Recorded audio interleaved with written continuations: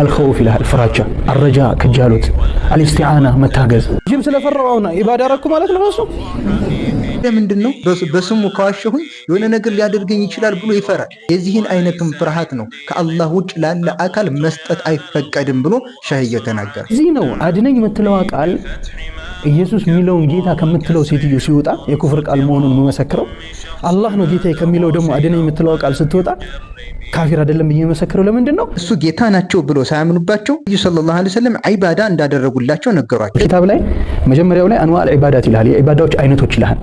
አይነቶች ካለ በኋላ ሰላት ጾምናን ካለ በኋላ ወንድ 3-4 ፔጅ ከገለጽክ በኋላ ማለት ነው ኪታቡ ላይ الخوف ይላል ፍራቻ الرجاء ከጃሎት الاستعانة መታገዝ الاستغاثة እርዳታ መጠየቅ الاستعاذة መጠበቅ ይሄን ነገር ይቆጥርልህና እነዚህ ዒባዳዎች ናቸው ይላል። ለክ ሁለተኛውን ፔጅ ስከፍተው እነዚህን የተጠቀሱትን ዒባዳዎች ከአላህ ሌላ ያለ ነገር ያደረገው فهو مشرك ብሎ ይደመድምላል። ጭንቅላቱ ግጥም ይላል። አላህ ጥያቄ ቢስሚላህ መፍራት የሚባለው ዒባዳ ነው ወይ? ሱሉ ሰላሳ ኪታብ ላይ ኸውፍ፣ ረጃ፣ መፍራት፣ መከጀል፣ መጠበቅ የሚሉትን የዒባዳ አይነቶችን ከዘረዘረ በኋላ እነዚህን ከአላህ ውጭ ላለ አካል ያደረገ ሙሽሪክ ነው ይላል ነው። እንግዲህ መቼም ቁርአን የውሃብይ ቁርአን የሚባል የለውም። አስተምሮቱ የቁርአን አስተምሮት ነው። አላህ ሱብሓነሁ ወተዓላ ዒባዳ ከሱ ውጭ ላለ አካል እንዳይደረግ አዟል። ወአነል መሳጅደ ሊላሂ ፈላ ተድዑ መዐላሂ አሐዳ። መሳጅዶች ዒባዳ ቦታዎች ለአላህ ናቸው ከአላህ ጋር ማንንም አካል አትጣሩ ይላል። እንዲሁም በሌላ አንቀጽ ላይ አላህ ሱብሓነሁ ወተዓላ ኢነላሃ ላ የግፊሩ አን ዩሽረከ ቢሂ አላህ በሱ ማጋራትን አይምርም። ስለዚህ መጠበቅ ምንድነው? ዒባዳ ጥበቃን ከማን እንድንፈልግ ነው ያዘዘን?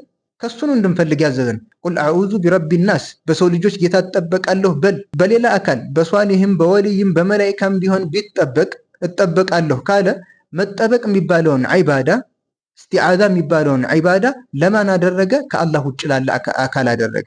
አላህ ደግሞ በሱ እንድንጠበቅ ነው ያዘዘን። ዒባዳን ከአላህ ውጭ ላለ አካል አደረገ። ሽርክ ነው፣ የቁርአን አስተምሮት ነው። አላህ በሱ ማጋራትን አይምርም። የትኛውም አይነት በዚህ ዒባዳ ግን ማጋራት ይቻላል የሚባል የለውም። በየትኛውም አይነት ዒባዳ በአላህ ላይ ማጋራት አይቻልም። ጂም ስለፈራውና ዒባዳ ረኩ ማለት ነው እሱ ተገዛውት የሼኹን አስተምሮት ስተት አድርጎ ለማቅረብ የተጠቀመበት አነጋገር ነው እንጂ ፍርሃት ሁለት አይነት ነው። ተፈጥሯዊ ፍርሃት አለ፣ አምልኮታዊ ፍርሃት አለ። ያዘዘንን ታዘን የከለከለን ተከልክለን አላህ ሱብሓነሁ ወተዓላን ፈርተንና እዝነቱን ከጅለን እናመልከዋለን። በዚህ አይነት መልኩ ሩቅ ሆኖ ሊጎዳንም ሊጠቅመንም የሚችለው አላህ ነው ብለን አምነን የምንፈራው ማንን ነው? አላህን ነው። አላህ ሱብሓነሁ ወተዓላ ቁርአን ላይ ፈላ ተኻፉሁም ወኻፉኒ እነሱን አትፍሯቸው እኔም ፍሩኝ ኢንኩንቱም ሙእሚኒን አማኞች ከሆናችሁ እኔን ብቻ ፍሩኝ። ሁለተኛው ተፈጥሯዊ ፍርሃት አለ። ተፈጥሯዊ ፍርሃት ለምሳሌ ሰው ጅብ ሊፈራ ይችላል፣ ልክ እንደጠቀሰው ማለት ነው። ጅብ ሊፈራ ይችላል፣ ሌባም ሊፈራ ይችላል። ልክ ነብዩላህ ሙሳ ደጋሚዎቹ ያንን ነገር ሲጥሉና ሁኔታውን ክስተቱን ሲመለከቱ ነብዩላህ ሙሳ ፈርተዋል። ይህ የዒባዳ ፍርሃት አይደለም፣ ተፈጥሯዊ ፍርሃት ነው። ይህንን አይደለም ሼኹ እያለ ያለው። የሼኹን ሐሳብ ለመቃረም በሚያመቻችሁ መልኩ አስተካክላችሁ ነው እየቃረናችሁት ያላችሁ እንጂ በዚህ አይነት መልኩ አይደለም ያለው። ሙካበራና ዒናድ ይዟችሁ እንጂ ለማለት የተፈለገው ገብቷችኋል። ከአላህ ውጭ ያለን አካል ወልይም ይሁን ሷሊህም መላኢካም ይሁን በሩቅ እነከሌ እኮ እንዲህ ሊያደርጉኝ ይችላሉ እያለ ስንትና ስንት ዛሬ ይህንን ፍርሃት ከአላህ ውጭ ላለ አካል የሚያደርጋል። አላህ ወዳጅ ነው ወልይ ነው ብሎ የሚያምኑበትን አካል በሩቅ ሆነው እሱ በማያያቸው ሩቅ ቦታ ላይ ሆነው ስንትና ስንት ሰዎች ይህንን ሰውዬ ይፈሩታል። ይህንን ካደረኩኝ እንደዚህ አይነት ነገር ሊያመጣብኝ ይችላል ተብሎ የሚባለውን ፍርሃት ነው ሸህየው እየከለከለ ያለው። እንዲሁም አንዳንዴ ያንን አካል በጣም ከማላቃቸውና ከማግዘፋቸው የተነሳ አንድን ሰው በሆነ ነገር ላይ በአላህ ማል ብትሉት 100 ጊዜ ቢምል ደንታ የለው፣ ምንም አይሰማውም። እስኪ በሸህንትና ማል ብትሉት ደንገጥ ይላል፣ ይፈራል። በሚወደው ሸህ ትልቅ አድርጎ አግዝፎ በያዘው ሸህ እስኪ በሱ ስማል ብትሉት ደንገጥ ይላል፣ ይፈራል። ይህ ለምንድን ነው? በስሙ ከዋሸሁኝ የሆነ ነገር ሊያደርገኝ ይችላል ብሎ ይፈራል። የዚህን አይነትም ፍርሃት ነው ከአላህ ውጭ ላለ አካል መስጠት አይፈቀድም ብሎ ሸህየው ተናገረ። ለአላህ የሚገባውን ፍርሃት ለፍጡር ማድረግ ይህ ደግሞ ዒባዳ ነው። ዒባዳን ከአላህ ውጭ ላለ አካል መስጠት ደግሞ ሼህ ሙሐመድ ኢብኑ አብዱል ወሃብ ሳይሆን አላህ ሱብሓነሁ ወተዓላ ቁርአን ላይ ሽርክ ብሎታል እንጂ እሱ የጠቀሳቸው ነገራቶች ክጃሎትም ላይ ቢሆን ልክ እንደዚሁ ለአላህ የሚገባውን ክጃሎት ለሰው ልጅ ካደረገ አሁንም ከአላህ ውጭ ላለ አካል ዒባዳ አድርጓል። አጠማዕ መከጀል ማለት ነው ዒባዳ ነው ይላል። ከአላህ መከጀል ናም ዒባዳ ነው። ዒባዳ የሆነው እኮ በአላህ ስለማምን ነው።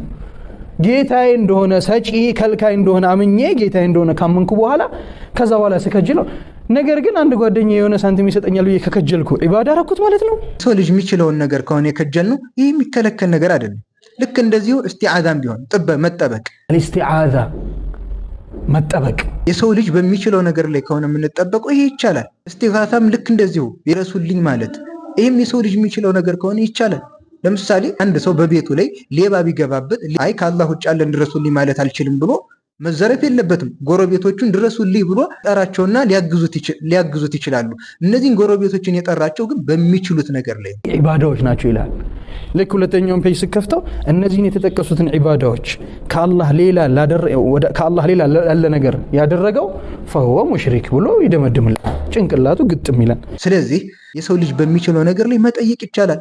የሰው ልጅ በማይችለው አላህ ብቻ በሚችለው ግን የሰው ልጅን ከጠየቅን ይህ ነው ሽርክ የተባለው። ከአላህ ውጭ ላለ አካል ማድረግ የሌለብን ተግባር ይህ ነው። በዚህ መልኩ ልንረዳው ይገባል። ይሄ አለባብሶ ማለፍ ማንንም የሚጠቅም ተግባር አይደለም። ለዚህ ነው አድነኝ የምትለው ቃል ኢየሱስ ሚለውን ጌታ ከምትለው ሴትዮ ሲወጣ የኩፍር ቃል መሆኑን መመሰክረው አላህ ነው ጌታ ከሚለው ደግሞ አድነኝ የምትለው ቃል ስትወጣ ካፊር አይደለም እየመሰከረው ለምንድን ነው?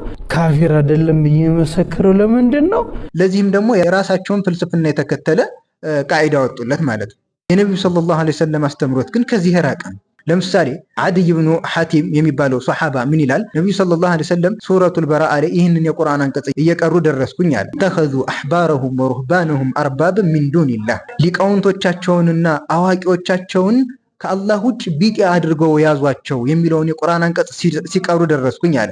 ከዛ አንተ የአላህ መልእክተኛ እኛ እኮ እነሱን አናመልካቸውም አለ። ነብዩ ሰለላሁ ዐለይሂ ወሰለም የዒባዳን መልእክትን የሚያስተላልፍ የሆነን ቃል ተናገሩ። ምን አሉ? አለይሰ ዩሐሪሙነ ማ አሐለላሁ ፈቱሐሪሙነሁ ወዩሒሉነ ማ ሐረመላሁ ፈቱሒሉነሁ ቁልቱ በላ ቃለ ፈቲልከ ዒባደቱሁም።